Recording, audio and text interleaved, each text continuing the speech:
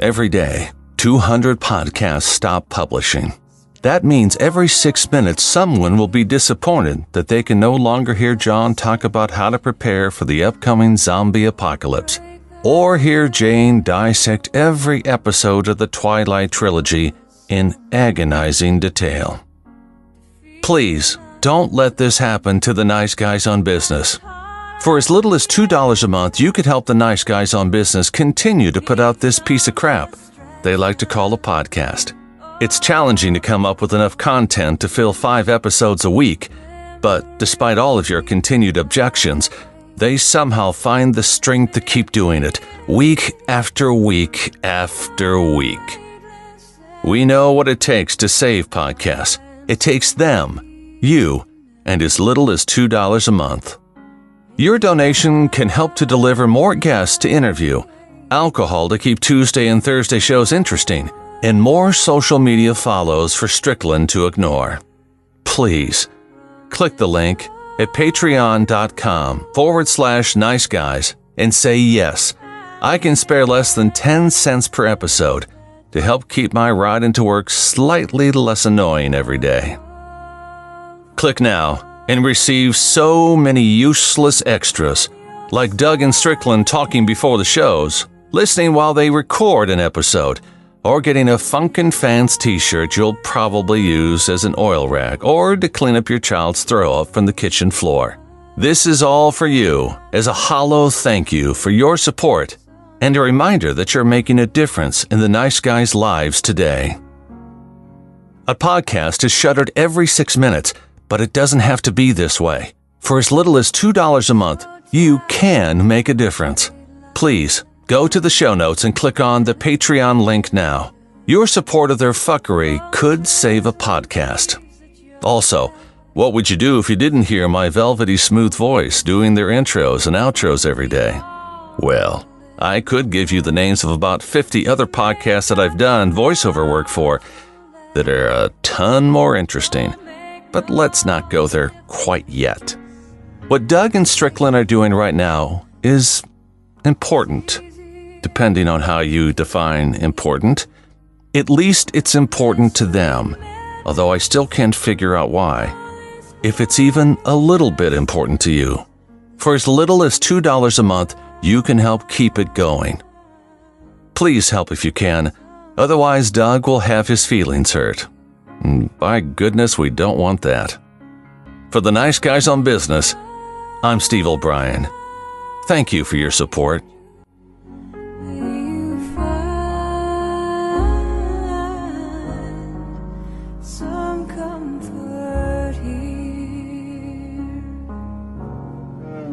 You fuckers spelled my name wrong again. I can't believe this after all this time. You can't even spell right.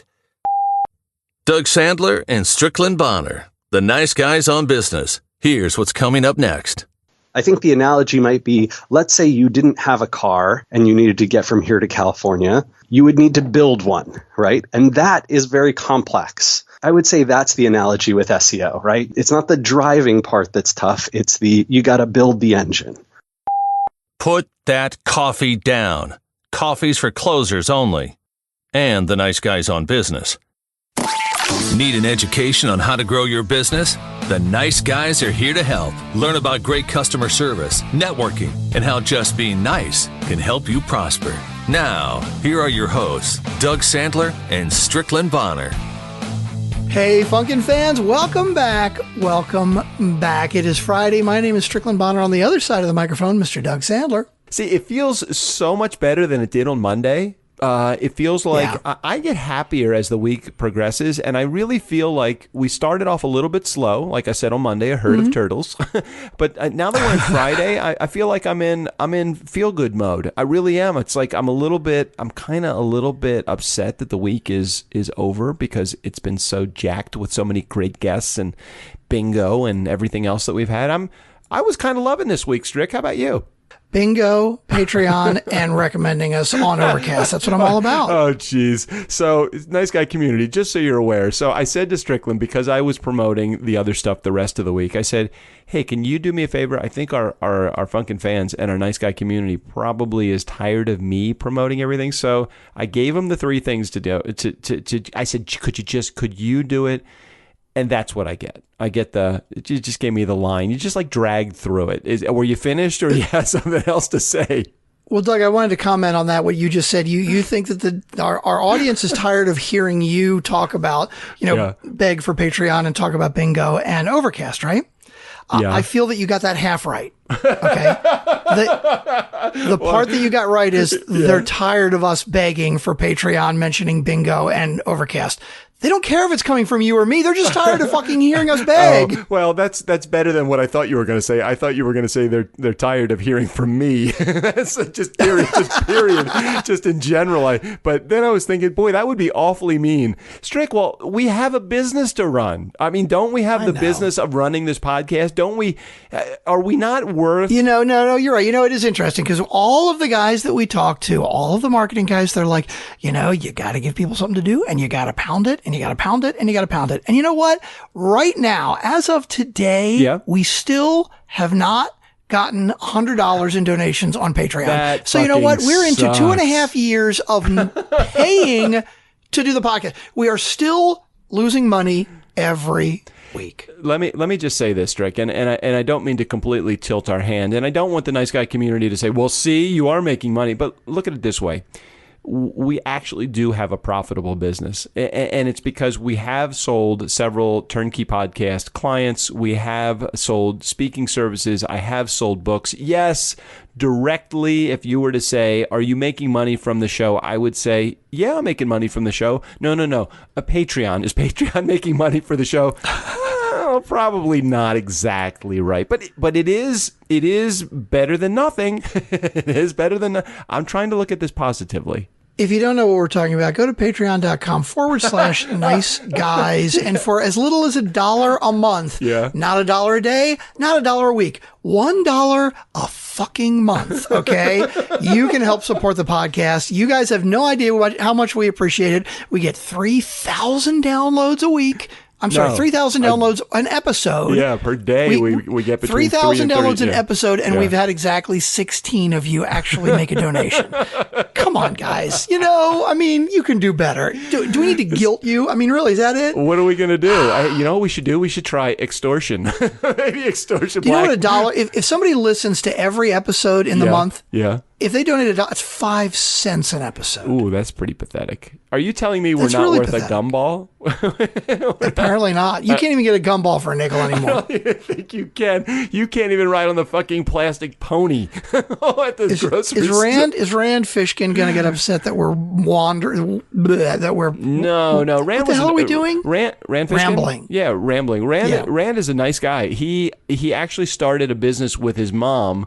I'm feeling like if his mom is anything like my mom, a drop in the F-bomb every once in a while is completely cool and 100% acceptable. And he's got a really cool haircut and beard. So all of those things lead me to believe that it's okay for us to say the F-bomb every once in a while on this show. His current business he started with his mom, which is Moz? Yeah. Mm-hmm.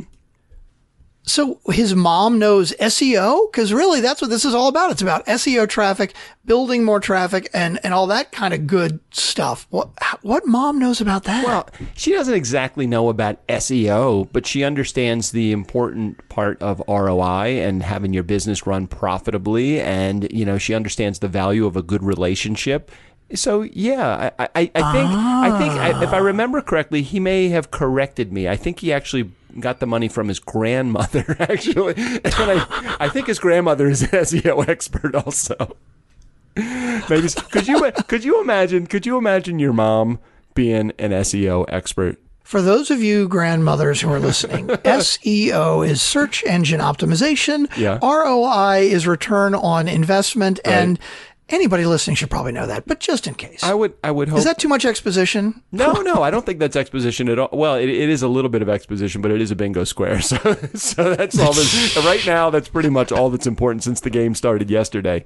Is it over yet? Exactly. Is it over yet? I have no idea yet. We won't know until the end of the week. Gosh, until we record next week's show. What a great... Since the first one ended in a day. I mean, literally, I didn't want to say this at the beginning of the week because I didn't want to discourage people. Yeah. But at 6:30 in the morning, Paul Morena said, "Hey, I got bingo already." I could not on the first day. I could not believe. I mean, literally. Okay, let's talk about this just for a second, and I won't dwell on this because I want to get to the interview with Rand very quickly.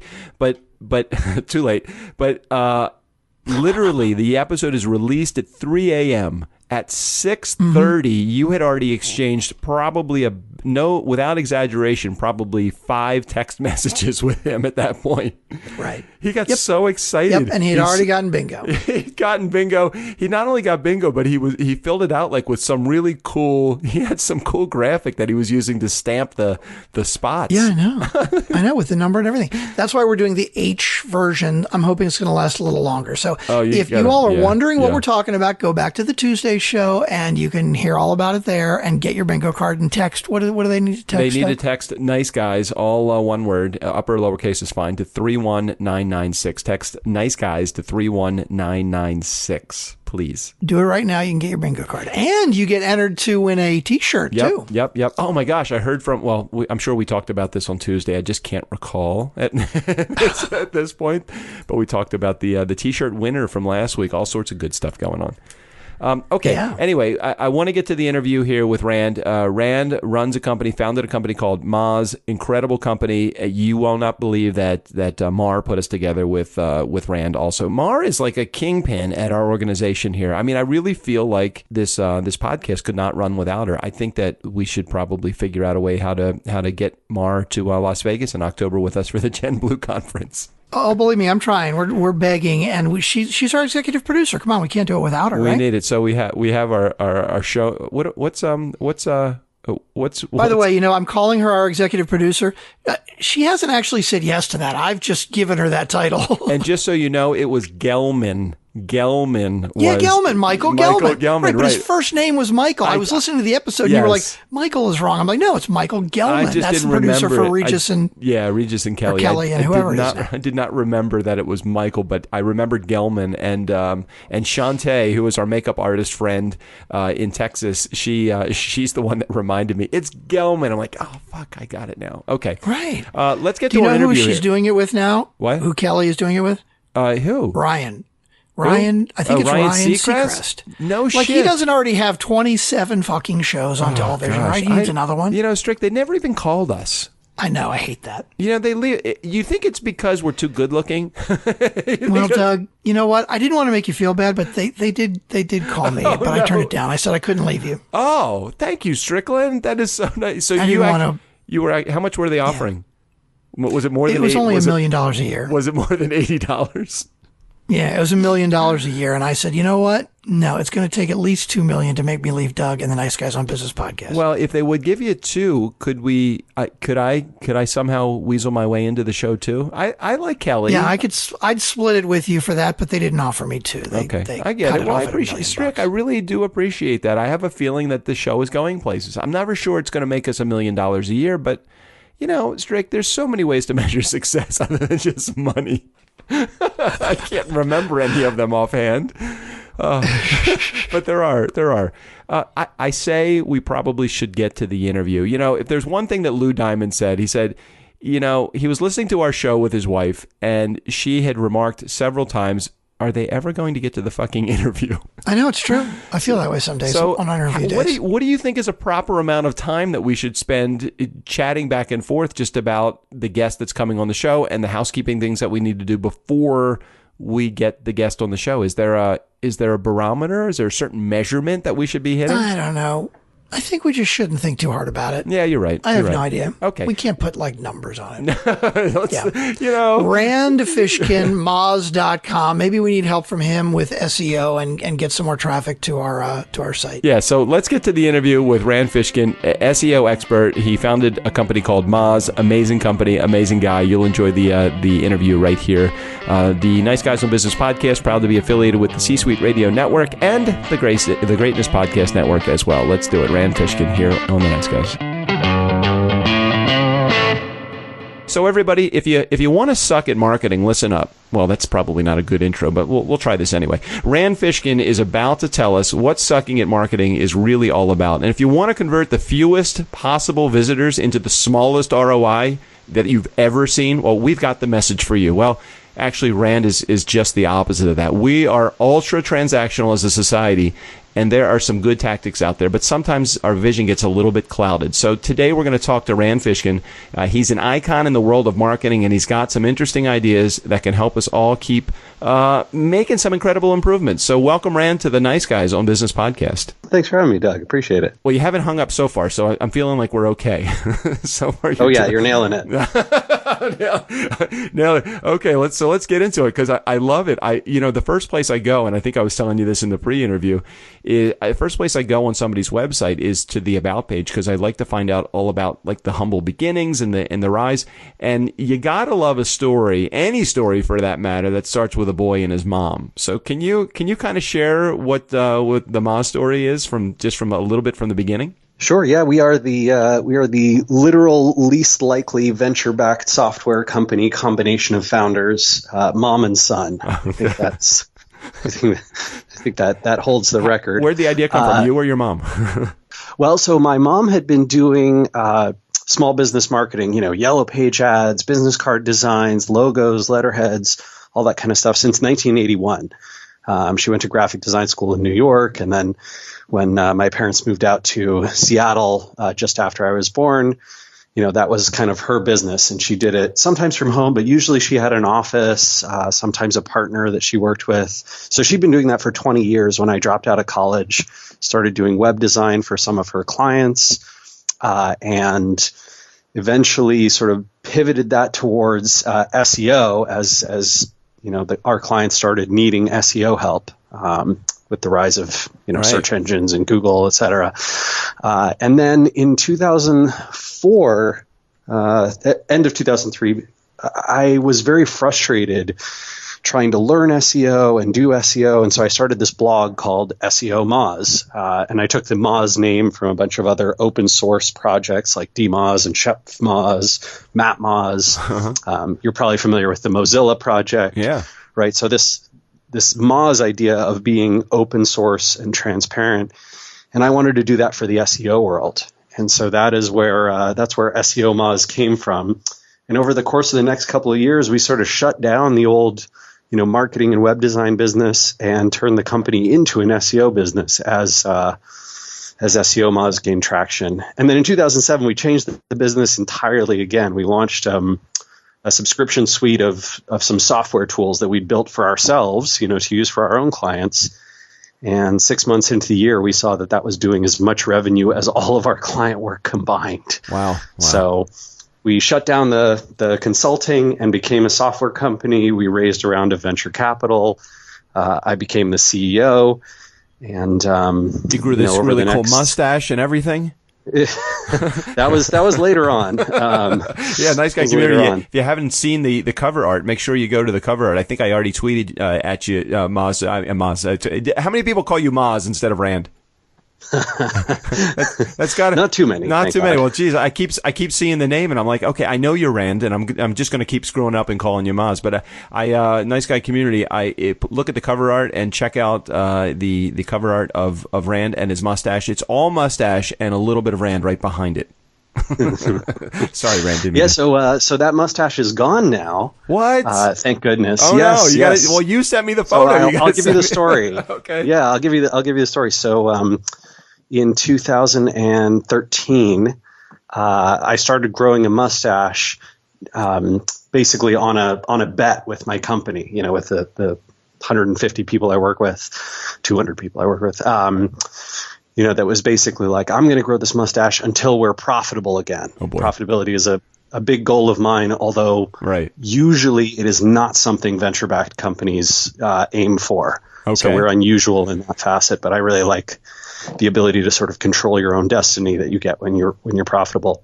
But I stepped down as CEO in 2014 And our new CEO, Sarah, was not nearly as interested in profitability as I was. And so instead of having a mustache for what I thought would be a few months, I had it for almost 3 years. Oh my gosh! And since Sarah couldn't grow a mustache, and then you were the guy that had to do that. Yeah, that's right.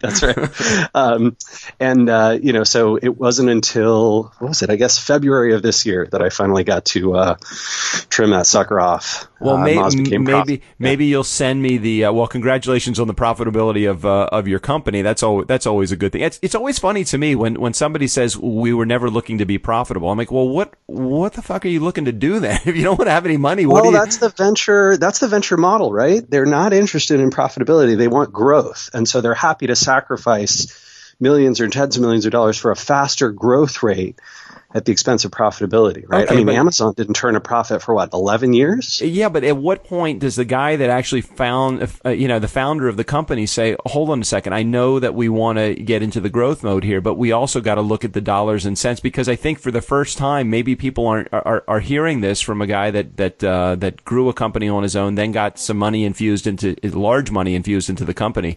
Many people think that that's just a crazy thought to even have. Or maybe that it's not. I don't know.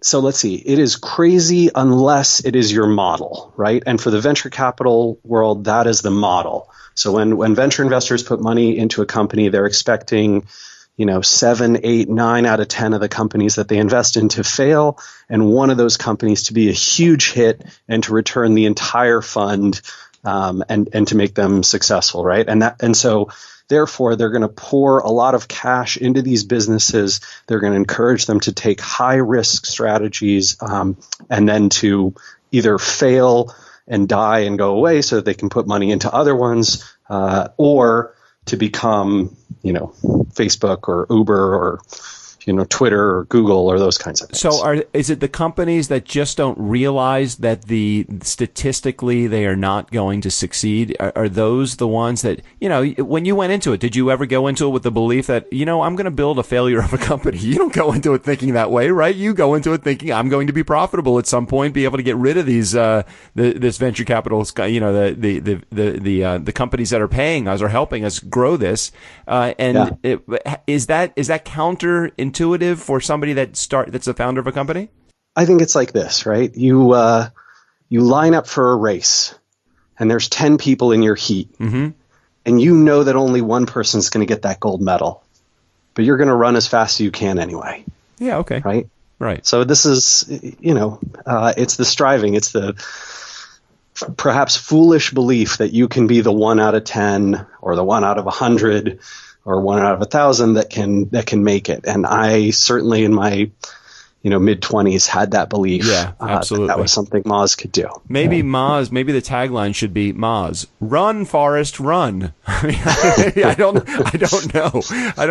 I always think it's unusual when I do talk to people that have successful companies. The odds were stacked so much against them, and when capital gets infused into their organization, it's stacked even more against them because it's very growth focused. But anyway, we've gotten a little off track about the whole marketing game and the whole idea of your company. But so let me ask this, because I think this is the area that most people get stuck on when it comes to owning a small business in SEO, is that so much of it is technical. I mean, what would your advice be for the little guy that just wants to be a good chef because he's really good at cooking, or a great mechanic, or a real estate agent just looking to gain some business, but doesn't want to learn about SEO, keywords, analytics, any of that stuff? How do you work with that guy?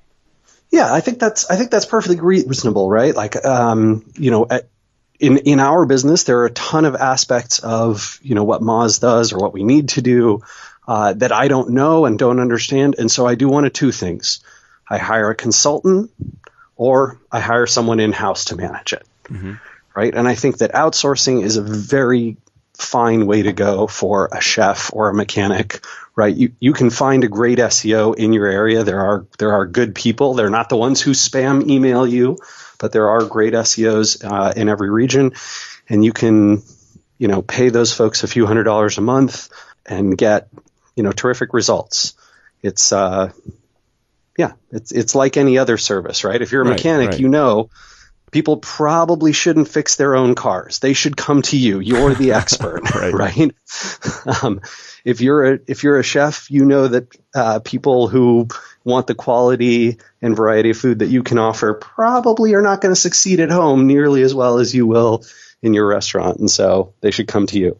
And I think that the same thing's true in SEO. So do you think that SEO for small companies, do you think that it's the great equalizer for large companies versus mom and pops, and that just understanding how SEO works and content marketing works? Boy, it really used to be, but now I think that's changed. I would say that by and large, SEO is another advantage that most big companies have over most small companies. And why is that?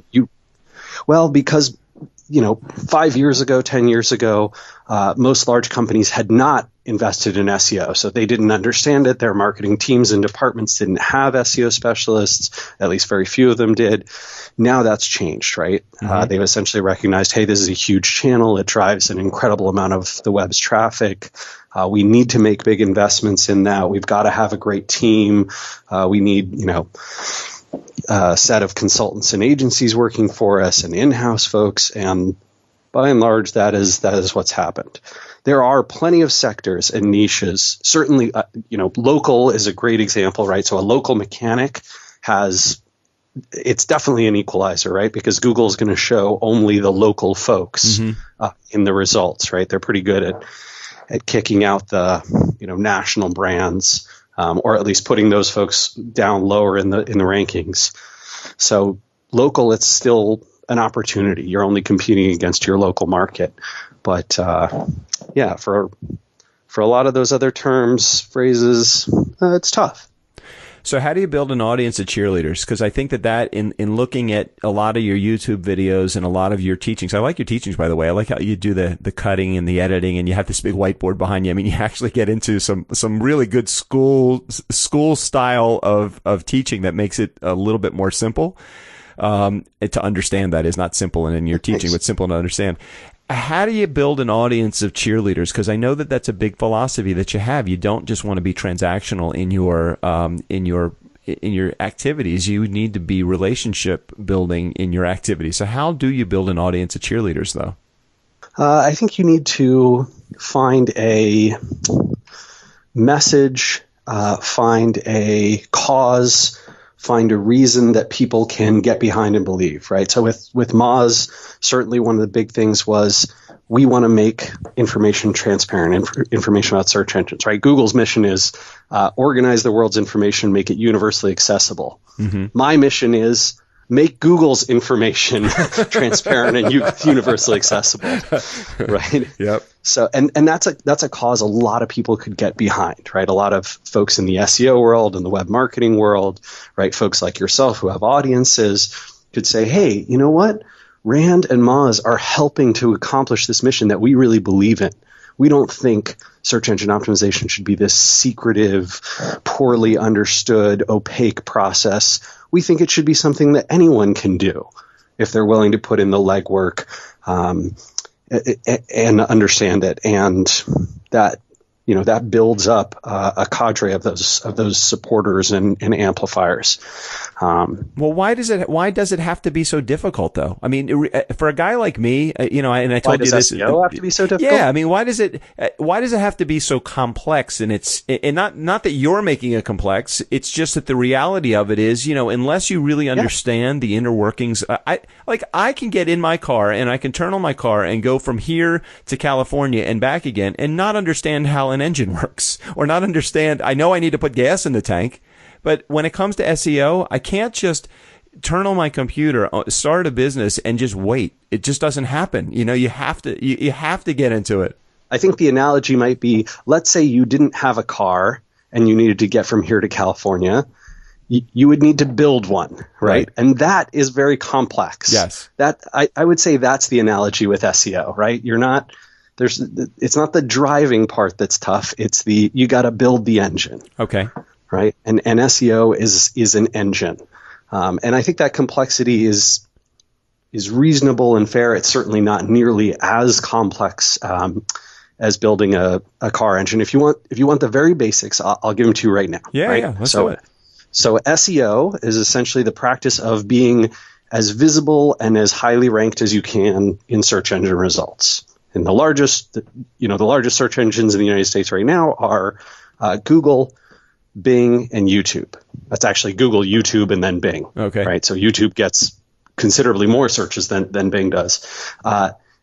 Those Google results and Bing's results too are governed by a few inputs. They're governed by the relevance of the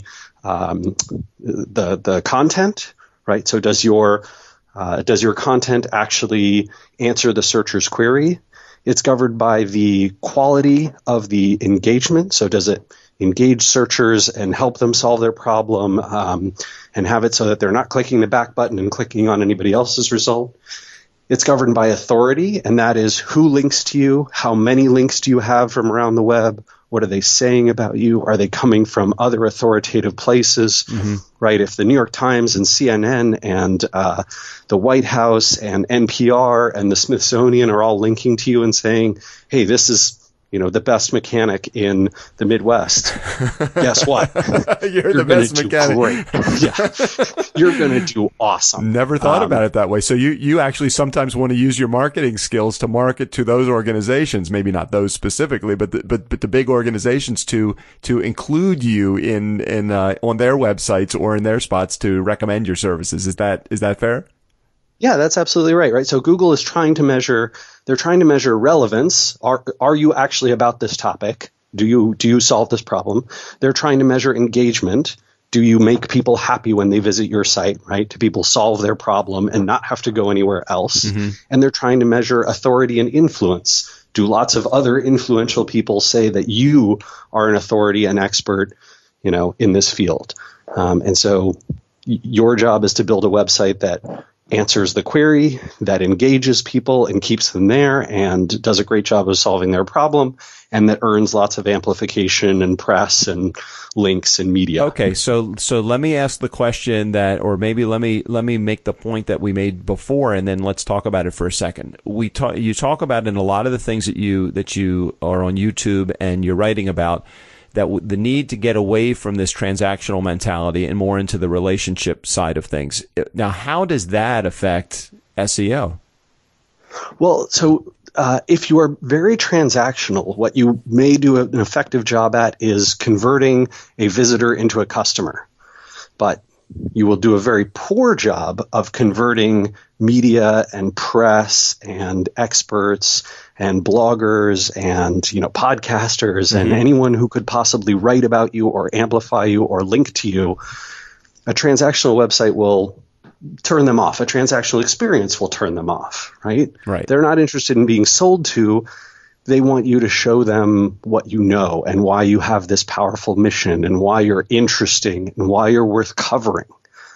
And so a transactional mindset is going to be really tough in those instances. And I think the best websites, the ones that perform very well for SEO and also do a great job of converting visitors into buyers, are the ones that serve both these purposes, right? So they have a path for, hey, let me tell you why you should amplify me and link to me, and why I have this excellent content, and also here's what we do, here's the problem we solve. If you have this problem, here's why you should come to us, right? And look, Moz is not a perfect website, but it does that.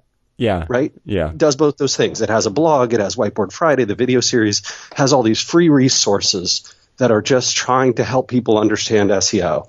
And then it also has a conversion path like, well, if you're an SEO professional, come to our website. You can get SEO software and tools to improve your work. Yeah. The idea of giving away a bunch of stuff, which I know you do as well, that leads down the path of if you like what you're seeing so far and you like the investment that you made in your time, then click here or buy this from us because we have the tools that can. It must be very challenging to be an SEO company to be an SEO company that has to. Yeah, obviously you have to do a good job of SEO yourself. Yeah, we're pretty good at it. We do okay. No, Moz gets a lot. We get a lot of traffic. I think we get more than 3 million visits a month. So there's a ton of people, deeply interested in understanding SEO. and 2.99 million of those visits are coming to us just to learn. Yeah. Right? And so we're serving that purpose with the majority of what we do. And I kind of love that. I love being able to say, hey, there's a business here, but we can use the dollars and the incentive to fund all this education and transparency. We were talking about this in the pre-interview. With 3 million visitors a month, you need a podcast, right? Probably a good idea. I'm just thinking it's just one other avenue, another tool that you can have to turn people's automobiles into their university on wheels. Because man, so many mobile listeners. I forget the statistics, some overwhelming statistic of how many people actually listen while they're driving on their commute. And don't we all want a little bit of Rand in our car as we are driving from one spot to another? Hey, I've heard people say they use YouTube or Moz hosts our videos with Wistia, and they listen to the Whiteboard Fridays in their car. Oh, geez, that's the last thing. Yeah, we're using our windshield as our whiteboard right now. Everything's all good. Everything's all good. Yeah, let's turn that into an audio. Let's turn that into an audio for sure. Hey, I want to get to a part of our show, and before we wrap up here, a very quick section called Tools, Tips, and Tricks. I'm sure that there's some pieces of technology, Rand, that you could not deal without with life. Is there one specific piece of technology that you just feel like life would not be the same without? If you're doing SEO, this is a free one. It is from Moz, so I'm being slightly promotional, but it's free, so you can install it. It's a Chrome extension for your browser called Mozbar. And the Mozbar basically helps you, analyze pages and see if things are wrong or right, or if you're doing a good job targeting a keyword, if you have lots of links and where they're coming from. So that's a real nice one. Use that. That sounds great. A lot. How about if somebody, as soon as they were done listening to the show, because we don't want them to stop listening to the episode until the end, but as soon as they finish listening to the show, the first thing that they should do in order to just improve where they are with their SEO, is there something that they should do right now? Let's see. If you're a local business, meaning you're serving a specific geographic area, I would check out moz.com/local. It's got a free tool to sort of show you where you're listed and where your competition's listed and what you might need to do to fix that up. And you don't even need to pay, right? You can go do all that stuff manually if you want, but that's a great one. If, on the other hand, you're targeting more of a national or international audience, my recommendation might be go check out the Beginner's Guide to SEO. If you search for SEO guide, I think even if you search for SEO in Google, we rank very highly for that. And you will, basically in an hour or less be able to learn the fundamentals of the practice. Wow. And that can make you way smarter when you're hiring a consultant or an agency, or if you decide to do it yourself. Interesting. And how about I don't know how you feel about life hacks, because it seems like everything's got some analytics attached to it, but is there any personal or professional hack that you use regularly to improve your productivity or efficiency? Yeah, so I'm actually a single track kind of a person. I really like having everything in one place. And so basically in my life, if it's not in my email, or not in my calendar, I don't have to do it. Right. So every task. I like that. Yeah. Every task I have, if there's not an email in my inbox, it doesn't exist. Right. And so inbox zero is sort of my philosophy. If I get down to inbox zero, I have nothing to do. Exactly. I was about to say exactly those words. You must be an inbox zero kind of guy. And you know how many people come on the show and we talk and we joke about it a little bit. Like my co-host Strickland, I think he said he had something like 9,000 emails in his inbox. Ooh. I'm like, I could not live that way. Let me look at my inbox right now. Hold on. I have 5 emails. They're all to-do things, and I have one that must have come in before our interview that is just not open yet. So after those 6, except for what's on my calendar, I'm done. Right. I'm done. Yep. So I love that. I think that's a great way to sort of run your life, and you can do that. I do it with personal and professional stuff, right? So anything I have to do for home or our finances or whatever it is, my wife and I use email to have tasks for each other, and it's great. It's this. You always know what's going on. Good info. What part of the country? Where are you? Seattle, Washington. You're in Seattle, and wife and any kids? No kids. All right, doing it on your own. This is good. This is a good thing. Got plenty of free time to be able to go out and enjoy wine and the Seattle seascape as well. Yeah, well, we travel quite a bit. My wife is a travel writer. She just published a book, and I travel a ton for work, for speaking events and those kinds of things. So we're in Seattle probably 250 days a year, and then on the road like 110. Wow, that is a lot. Hey, one final question, and then we'll wrap up here. Let's hypothetically pretend you get let's pretend you get an invitation in the mail, and the invitation in the mail is for a party. And you know how you have on the invitations, you have what the dress code is that it's acceptable to wear at the party. What would be that dress code at the bottom of the invitation that you would like to see? Oh man, I love creative cocktail wear. That's all right. I don't know creative cocktail, so is that creative cocktail? I'm sure you. I mean, jackets. Hey, just so you know, Rand, I never get invited. Maybe a bow tie. I never get invited anywhere, so I never know what that invitation. I'm thinking, I don't know. Is pajamas, is that acceptable to me to wear to this party? I don't know. So we went to a fundraiser recently for a nonprofit, and they had a private Macklemore concert as well. Wow.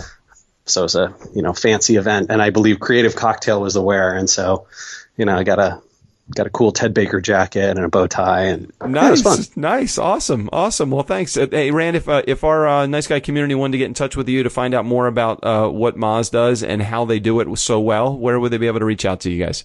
Oh, it's easy. moz.com.